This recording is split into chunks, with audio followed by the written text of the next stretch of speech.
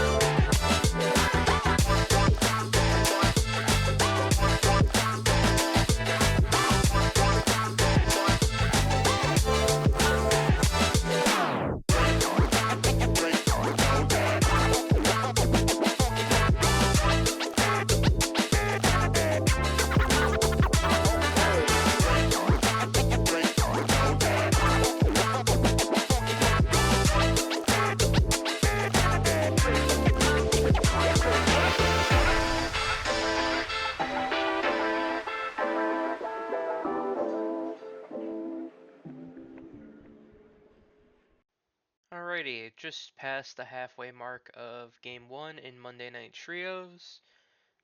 We had a tough start, and obviously, when we're playing a team that has a higher handicap, you kind of have to look for average plus 10, and that might be out of the question in this one with a couple missed 10s, and only half of the bucket leave taken down, and also another scenario where we're just taking half of what could have been a spare, ideally.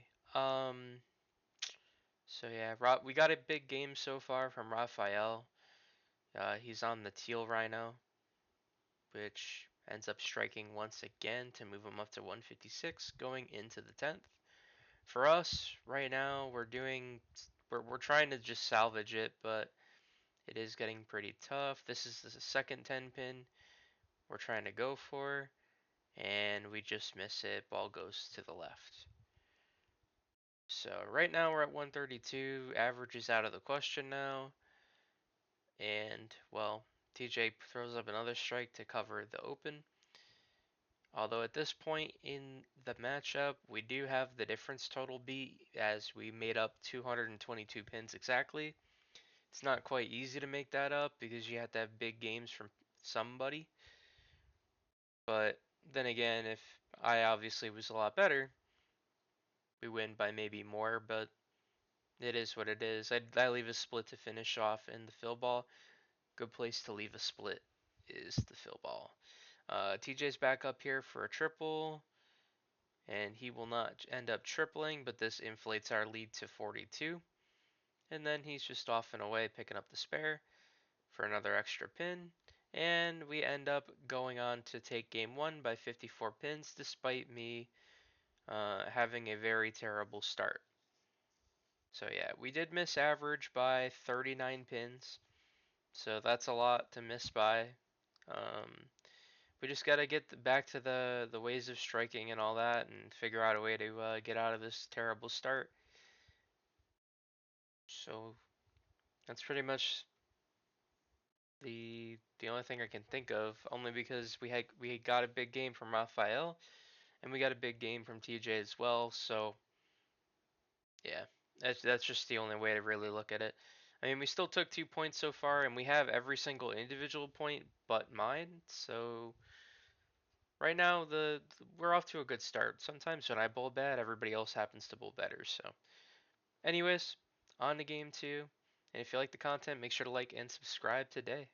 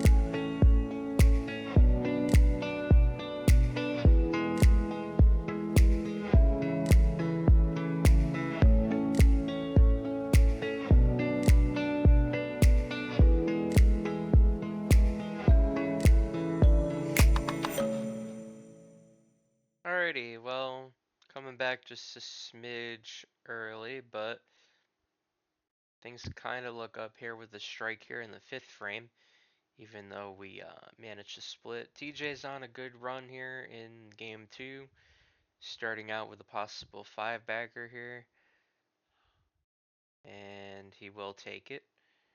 Now back to me here, chance at a double. We get the double. The deficit continues to drop a lot faster than the last game. But yeah, oh yeah, we just tripled on that one. Our first triple of the evening as we were continuing to struggle. And there's another one just like that. The deficit cuts to 11 with my ham bone. This one first shot at 5 going to the ninth. It just barely got by.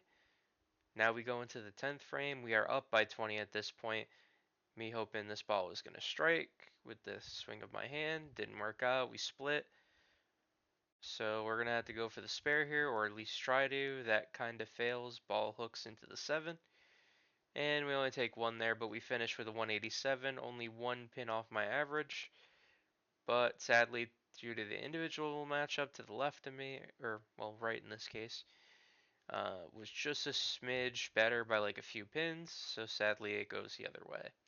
So I still don't have any individual points, but TJ's going to wrap it up to ensure that we get the 2 extra team points here.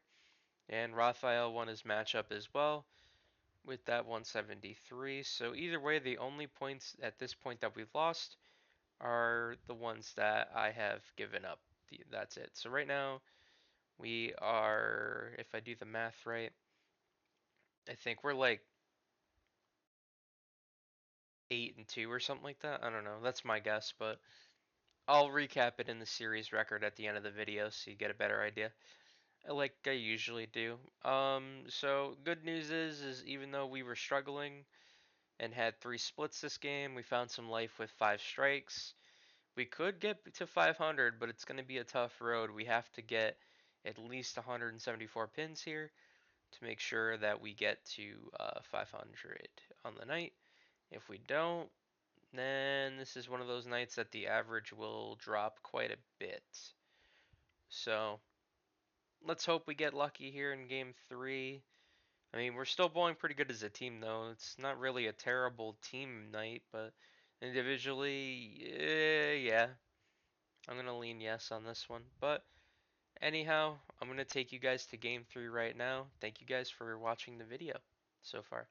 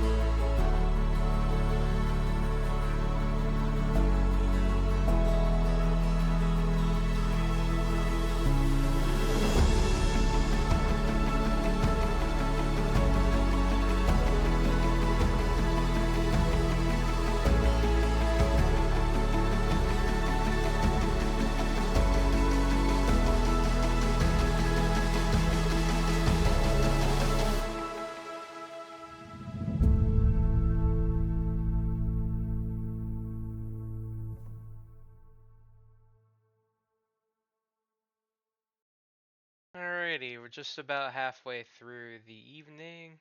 Raphael had a couple of throws this evening that caused him to step off the approach. Didn't like something in the bowling ball, so it took him a little longer to throw.